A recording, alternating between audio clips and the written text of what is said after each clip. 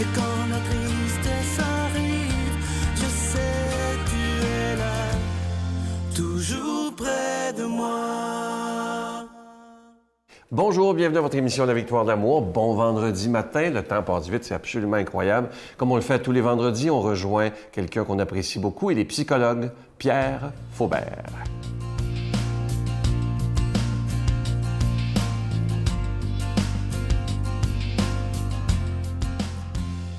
Bonjour, la chronique d'aujourd'hui s'intitule « Agir ou réagir ». Combien de fois nous est-il arrivé de nous retrouver dans une situation où on a l'impression que ce que nous avons eu, c'est un réflexe, c'est-à-dire une action réflexe, un peu comme le genou, quand le médecin nous tape le genou avec son marteau, là. Eh bien, ça fait un geste qui est un réflexe. Mais nous avons des réflexes aussi dans nos comportements et dans nos paroles surtout. Hein? Et qu'est-ce que ça veut dire? Eh bien, ça veut dire qu'il n'y a pas eu de temps, de moment, ce que j'appellerais un tampon, ou bien, si vous voulez, une espèce d'antichambre, hein, c'est une expression un peu à la mode, où on peut avoir ce temps qui nous permettrait d'espacer l'action. S'il n'y a pas ce temps-là, on est dans la réaction ou dans le réflexe. Qu'est-ce qui arrive? C'est ce qu'on appelle un passage à l'acte. Ça peut être dans la parole. La pensée, ça dérange moins les gens, mais ça peut nous déranger, mais surtout dans l'acte, dans l'action. Quelqu'un qui aurait un passage à l'acte, par exemple, une parole qui susciterait une colère chez moi, et là, tout d'un coup, je gesticule, et puis je ferme mes portes, et puis je me mets à crier, eh bien, je n'ai pas eu ce temps d'arrêt. Donc, il faut essayer, c'est plus facile à dire, hein, on sait ça, mais d'essayer d'avoir cette espèce de réflexion. Et je crois que je vous en ai déjà parlé un peu lorsque j'ai mentionné un couple que j'avais rencontré dans un vol. Et c'était un long vol, 6 heures. Et ce couple était très proche. Je le sentais très unis, très amoureux. Des personnes quand même assez âgées. Et je leur ai demandé, mais qu'est-ce qui fait que vous avez toujours cet amour et cette vie entre vous?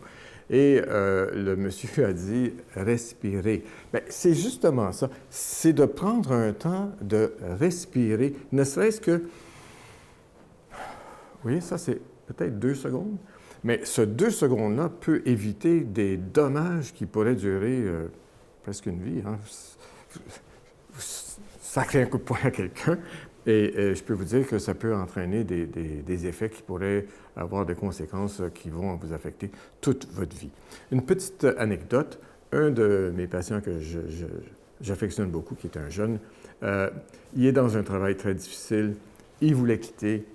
Il est allé dire à son patron, « Eh bien, moi, voici ce que je vis. » Eh bien, pour faire une longue histoire courte, son patron a décidé, non pas de le mettre dehors, mais de lui donner une augmentation de salaire. Alors, vous voyez comment la réflexion, comment un temps d'arrêt peut faire en sorte qu'il puisse y avoir j'appellerais ça peut-être un moment de créativité.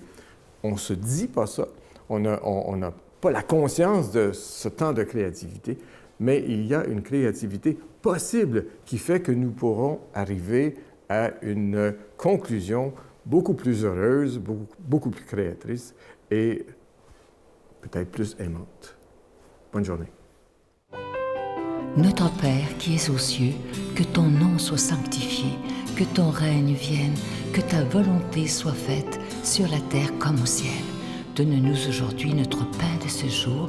Pardonne-nous nos offenses, comme nous pardonnons à ceux qui nous ont offensés. Ne nous laisse pas entrer en tentation, mais délivre-nous du mal, car c'est à toi qu'appartient le règne, la puissance et la gloire, pour les siècles des siècles. Amen. Mon Père, je m'abandonne à toi. Fais de moi ce qu'il te plaira. Quoi que tu fasses de moi, je te remercie.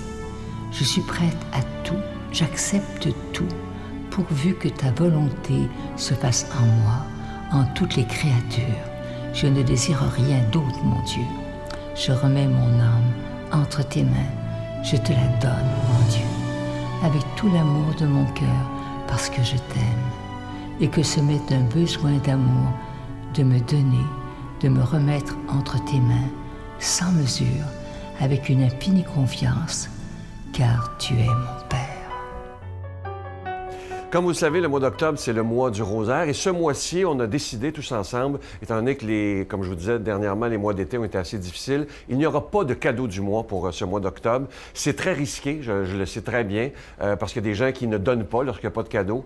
Mais moi, j'ai le goût de vous poser une question aujourd'hui. Est-ce que pour une fois, un mois, on est capable de donner un don à la victoire de l'amour en disant au Seigneur, je le fais pour toi, pour que ta parole soit annoncée et j'attends rien d'autre en retour. Je suis juste heureux ou heureuse de faire un don et qui va servir à annoncer ta parole à la télévision et sur Internet. Alors, je vous remercie de tout mon cœur de donner des mains à la Providence parce que si vous n'êtes pas là, évidemment, ce ministère ne pourrait pas continuer. Mais moi, je mets toute ma confiance en ce Jésus qui est prince de la paix. Et comme c'est le mois d'octobre, le mois du rosaire, on va demander à la Vierge Marie aussi de toujours protéger la victoire de l'amour. Je vous donne l'adresse en vous disant merci de votre générosité. La victoire de l'amour, casier postal 120, succursale Boucherville à Boucherville, le J4B 5E6. Je vous la redonne. La victoire de l'amour, casier postal 120, succursale Boucherville à Boucherville, le J4B 5E6. Également par téléphone, par carte de crédit du lundi au vendredi de 8h30 à 16h30 dans le 514-523-4433,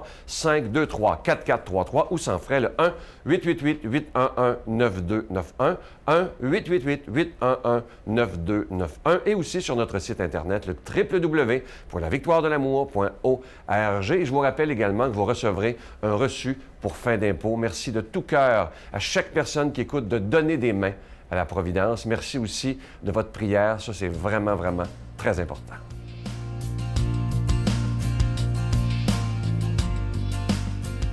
Mon Dieu, donnez-moi la sérénité d'accepter les choses que je ne peux changer, le courage de changer les choses que je peux et la sagesse d'en connaître la différence. Amen. Aujourd'hui, la parole de Dieu est proclamée par quelqu'un qui travaille à la prison de Bordeaux. Il est tout jeune d'ailleurs, l'abbé Stéphane Roy.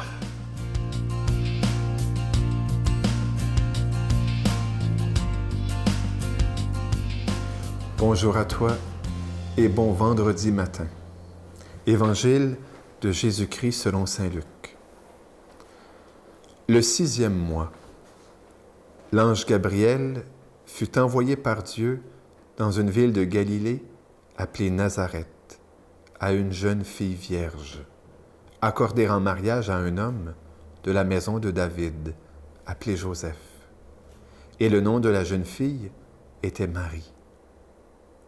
L'ange entra chez elle et dit, « Je te salue, comblée de grâce, le Seigneur est avec toi. » À cette parole, elle fut toute bouleversée, et elle se demandait ce que pouvait signifier cette salutation.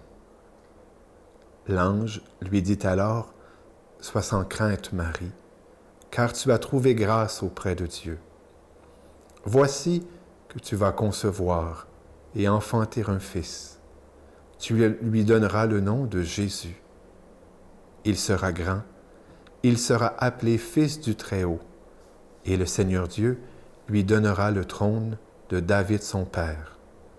Il régnera pour toujours sur la maison de Jacob, et son règne n'aura pas de fin. » Marie dit à l'ange, « Comment cela va-t-il se faire, puisque je ne connais pas d'homme? » L'ange lui répondit, « L'Esprit Saint viendra sur toi, et la puissance du Très-Haut te prendra sous son ombre.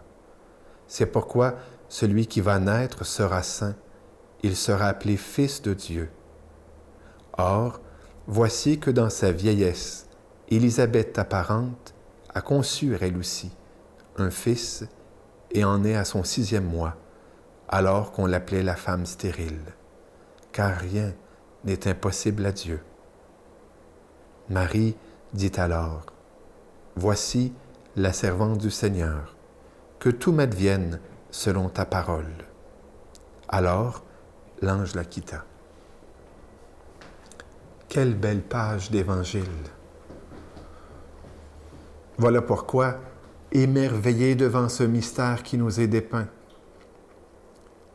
Saint Luc est tellement tellement beau dans son écriture qu'il nous dépeint la scène. C'est vrai que la tradition veut que Saint Luc, en plus d'être médecin, était peintre et une icône qui est maintenant à Rome, dans une basilique, eh bien, se réclame de Saint Luc. Saint Luc nous dépeint Marie dans la solitude de sa maison, l'ange qui vient et qui la salue.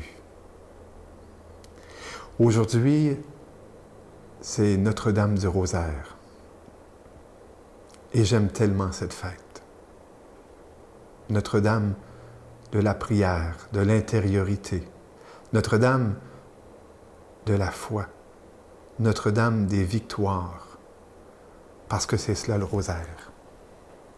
Oui, je me rappelle toujours d'un bon vieux monsieur que j'ai rencontré lorsque j'étais jeune et qui me disait « As-tu en ta poche ta mitraillette de poche? » et de me sortir son chapelet.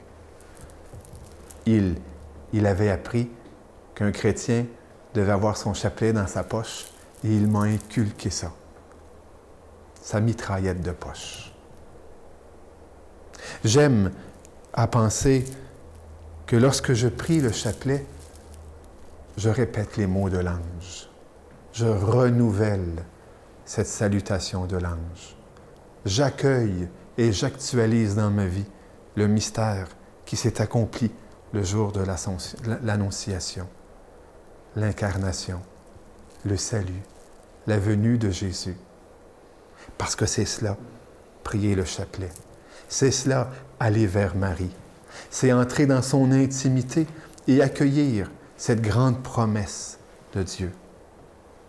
Jésus Sauveur, Jésus sauve, Dieu sauve. Prier le chapelet est tellement complet. C'est un acte de foi. Parce qu'on confesse non seulement Marie, mais Jésus, le Père, l'Esprit Saint. On confesse notre état de pécheur, notre besoin de Dieu. C'est une prière d'espérance, une prière de charité. Entendons encore aujourd'hui Marie qui nous dit « Prie le chapelet, prie le rosaire, tu en as besoin, le monde en a besoin. » Oui, à chaque fois que je prends le chapelet, je prie pour toi et pour le monde. Que Dieu Tout-Puissant te bénisse, le Père, le Fils et le Saint-Esprit. Amen.